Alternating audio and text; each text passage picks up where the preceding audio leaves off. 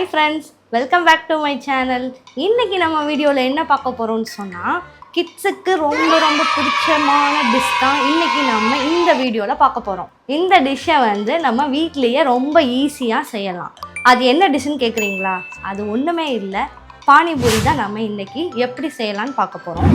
வீடியோவை கடைசி வரை வாட்ச் பண்ணுங்கள். ஸோ நம்ம தேவையான பொருட்கள் என்னென்னு இப்போ நான் சொல்ல போகிறேன். பானிபூரி செய்வதற்கு தேவையான பொருட்கள்: பானிபூரி அப்பளம், உருளைக்கிழங்கு, வெங்காயம், பூண்டு, இஞ்சி, வெல்லம், பச்சை மிளகா, புளி கொஞ்சோண்டு, கருவேப்பிலை, மல்லி, புதினா, மிளகாத்தூள், கரம் மசாலா, தேவையான அளவுக்கு உப்பு. இப்போ பானிபூரிக்கு உள்ள நம்ம ஸ்டஃபிங் வைப்போம்ல, ஸோ அதுக்கு தேவையானது நம்ம உருளைக்கிழங்கு எடுத்து வச்சுருக்கோம். இதை நம்ம இப்போ வேக வைக்க போகிறோம். இப்போ நம்ம உருளைக்கிழங்கு வேக வைக்கும்போது அது கொஞ்சம் குழஞ்சாமல் வர்றதுக்கு நான் ஒரு டிப்ஸ் சொல்கிறேன். தண்ணி உருளைக்கிழங்கு முக்கால் அளவுக்கு முங்குற மாதிரி வச்சுட்டு அதில் லைட்டாக ஒரு ரெண்டு சொட்டு எண்ணெய் விட்டாலே போதும். அதுக்கப்புறம் நீங்கள் தேவையான அளவுக்கு உப்பு போட்டுக்கோங்க. அவ்வளோதான். இதை நம்ம இப்போ வேக வச்சு எடுக்கும்போது பார்த்தீங்கன்னா குலையாமல் வந்திருக்கும். உருளைக்கிழங்கு வேக வச்சுட்டு இருக்கும்போது சைட் பை சைட் நம்ம வெங்காயம் கட் பண்ணி வச்சுக்கலாம் தனியாக.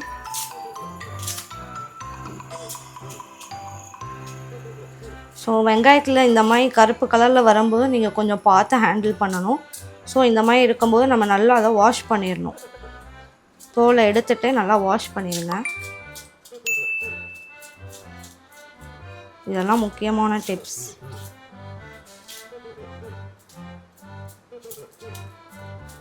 நான் சொன்னேன்ல, வெங்காயத்தை அந்த கருப்பு கலர்லாம் எடுத்துகிட்டு ஸோ நல்லா வாஷ் இந்த மாதிரி பண்ணிடணும். இந்த மாதிரி பண்ணிவிட்டு நம்ம ஒரு சாப்பராக போட போகிறோம். அது அவ்வளோதான்.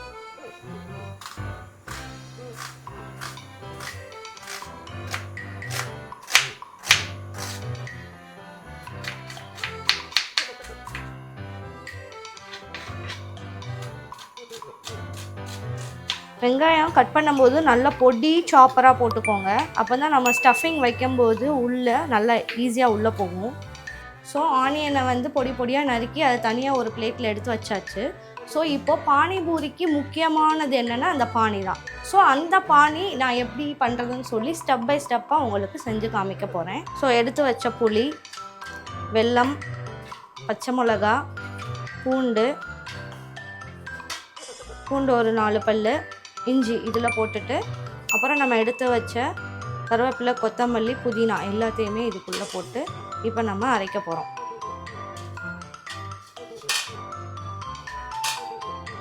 இதை ஒரு நல்லா தண்ணி ஊற்றாமல் ஃபஸ்ட்டு அரைச்சிருங்க.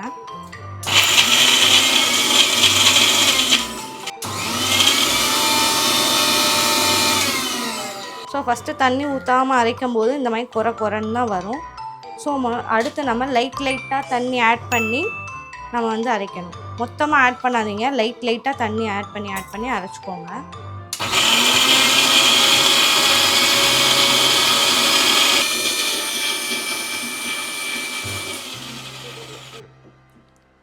ஸோ இப்போ நம்ம மூடி ஓப்பன் பண்ணி பார்க்கும்போது இப்போ ஃபைன் பேஸ்ட்டாக வந்துச்சு.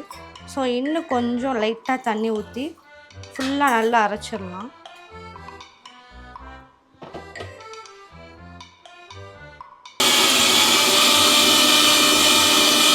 ஃபைனாக அரைச்சதை ஒரு சல்லடையில் அதை அப்படியே வடித்து ஒரு பாத்திரத்தில் எடுத்துடலாம். பார்த்தீங்களா, டஸ்ட் எல்லாமே இல்லை, அரைப்படாத அந்த டஸ்ட் எல்லாமே வெளியே வந்துடும். ஸோ இதை நம்ம எடுத்து வேஸ்ட் போட்டுடலாம். அவ்வளோதான். நம்ம அதை வடிகட்டி எடுத்துகிட்டு தேவையான அளவுக்கு நம்ம தண்ணி ஊற்றிக்கலாம்.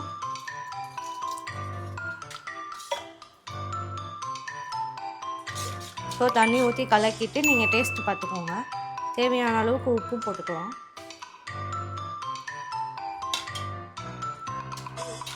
உப்பு மட்டும் கொஞ்சோண்டு ஆட் பண்ணிக்கலாம்.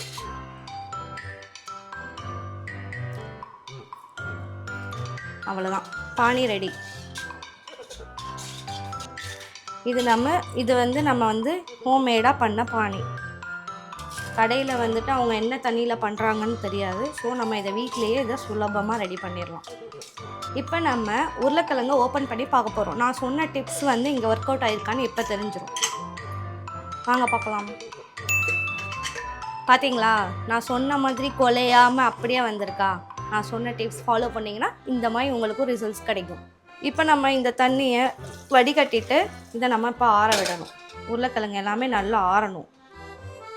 இப்போ வந்து உருளைக்கிழங்கு நல்லா நான் ஆற விட்டுருக்கேன். ஸோ அந்த கேப்பில் வந்து நம்ம பூரியை பொரிச்செடுக்க போகிறோம். ஸோ அதுக்கு தேவையான அளவு ஆயில். இப்போ எண்ணெய் நல்லா சூடானதும் நம்ம ஃப்ளேம் வந்து லோவில் வச்சுக்கணும். இல்லைன்னா வந்து பூரி ரொம்ப கருகிடும். லோ ஃப்ளேமில் வச்சு பொரிச்சாதான் அது நீட்டாக நல்லா கருகாமல் புஷ்ஷுன்னு வரும். ஸோ லோ ஃப்ளேமில் வச்சு எடுத்தால் தான் இந்த மாதிரி நீட்டாக வரும்.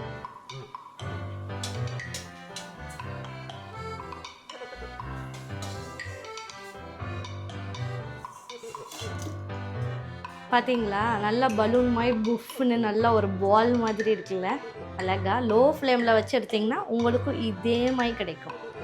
இப்போ நம்ம ஆறின உருளைக்கிழங்க நல்லா அப்படி இந்த மாதிரி நல்லா குத்தி குத்தி ஸ்மாஷ் பண்ணணும்.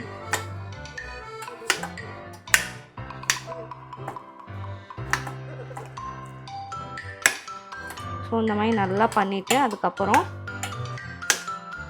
வெட்டி வச்ச வெங்காயம்லாம் சேர்க்கணும்.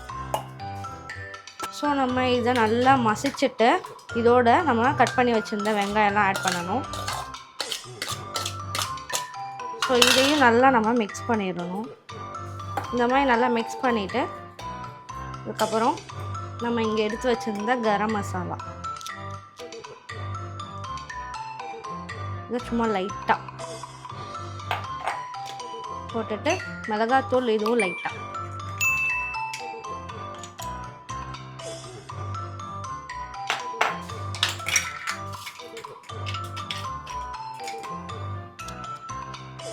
தேவையான அளவுக்கு உப்பு. இது எல்லாத்தையும் சேர்த்துட்டு நல்லா ஸ்மாஷ் பண்ணணும்.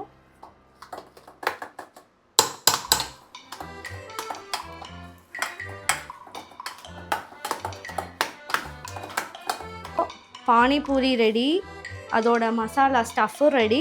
ஸோ பானியும் ரெடி. இப்போ நம்ம டேஸ்ட் பார்ப்போமா? இதை இப்படி உடைச்சி ஸோ இந்த மசாலாவை இதுக்குள்ளே இப்படி லைட்டாக வச்சு ஸோ இதை நம்ம தனியாக வந்து ஒரு டம்ளரில் இப்படி ஊற்றி சும்மா இதில் அப்படியே லைட்டாக அப்படியே ஊற்றி ஸோ நம்ம சாப்பிடுவோம்.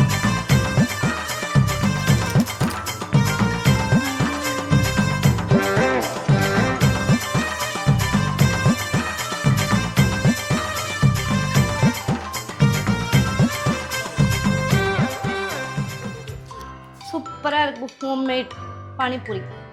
இந்த ரெசிபியை நீங்களும் உங்கள் வீட்டில் செஞ்சு பார்த்துட்டு எப்படி வந்துச்சுன்னு சொல்லி கமெண்ட்டில் சொல்லுங்கள். இந்த வீடியோ உங்களுக்கு பிடிச்சிருந்துச்சுன்னா லைக் பண்ணுங்கள், ஷேர் பண்ணுங்கள், கமெண்ட் பண்ணுங்கள் அண்ட் சப்ஸ்கிரைப் பண்ண மறந்துடாதீங்க. நெக்ஸ்ட் வீடியோ நான் உங்களை நல்ல ரெசிபியோடு சந்திக்கிறேன். Until then, bye from Soundarya.